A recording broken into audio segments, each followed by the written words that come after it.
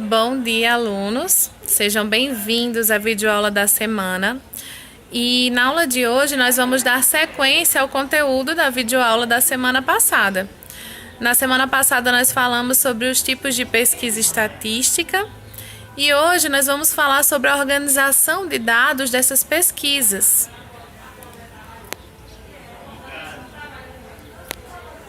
Bom, para a organização de dados de pesquisas estatísticas, geralmente são utilizadas tabelas e gráficos, com a intenção de melhorar a visualização do que foi pesquisado.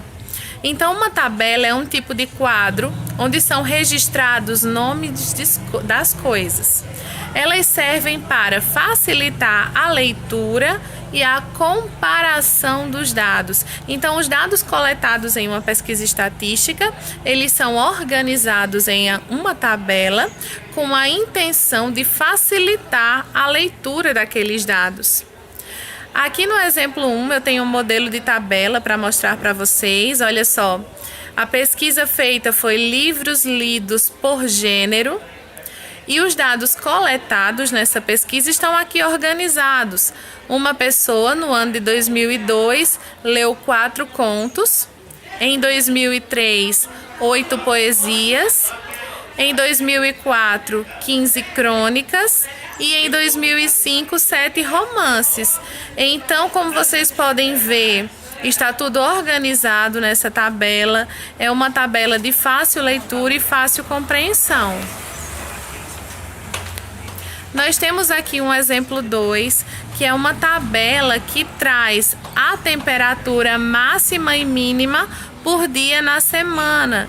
Então, mostrado dessa maneira, mostrado através de um quadro, através de uma tabela, é muito mais fácil de visualizar e comparar as temperaturas obtidas durante essa semana em um determinado lugar. Mas como eu falei para vocês, para a organização de dados, nós não usamos apenas tabelas, nós também utilizamos gráficos. Os gráficos, eles são representações visuais dos dados e informações numéricas, e eles servem para facilitar a interpretação. Eu vou mostrar para vocês agora cada tipo de gráfico, no caso dos mais utilizados para esses tipos de pesquisas estatísticas, e onde cada um se encaixa melhor. Vamos começar com o gráfico de barras, ou o gráfico de colunas, como ele também é conhecido. O gráfico de colunas são úteis para mostrar alterações de dados durante um período de tempo, ou para ilustrar comparações entre um ou mais itens durante um período de tempo.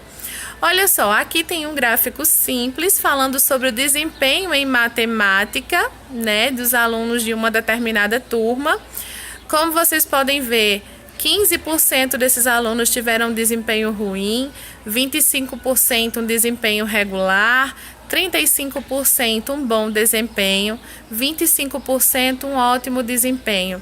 Então, vocês podem observar aqui também que, assim como nas tabelas, os gráficos também trazem uma fácil visualização de dados. Mesmo sem ter acesso à pesquisa, eu consigo entender do que se trata apenas observando o gráfico. Temos aqui outro tipo de gráfico de barras, que é o gráfico de barras horizontais. Ele tem a mesma função do gráfico de barras mostrado anteriormente. Esse gráfico trata do número de vendas de uma loja, Então, como vocês podem ver nesse gráfico, que conclusões eu posso tirar? Que as roupas femininas foram as mais vendidas nessa loja durante o mês. Logo abaixo dela vem as roupas infantis como mais vendidas. Em terceiro lugar, as roupas masculinas. E por último, cama, mesa e banho. Temos aqui agora um gráfico de linhas. Ele é também conhecido como gráfico de segmento e é utilizado para exemplificar parâmetros de evolução ou regressão, o que cresce ou o que diminui. Observando esse gráfico, nós podemos ver que ele trata da audiência de 4 canais de televisão durante uma semana. E como a linha laranja ela está mais alta, podemos observar que O mais assistido foi a TV Notícias, né? Que é o que é representado por essa linha laranja que vocês estão vendo. Em seguida vem o canal infantil, seguido da TV Viva e por último Moda Barreiro. Também é um gráfico de fácil visualização. Por último, nós temos o gráfico de pizza, que também é chamado de gráfico de setores, que é muito utilizado. Ele é adequado para estatísticas e percentuais, ou seja, na maioria das vezes em que nós falamos de porcentagem, é esse tipo de gráfico que é utilizado, tá? O gráfico de pizza ou gráfico de setores.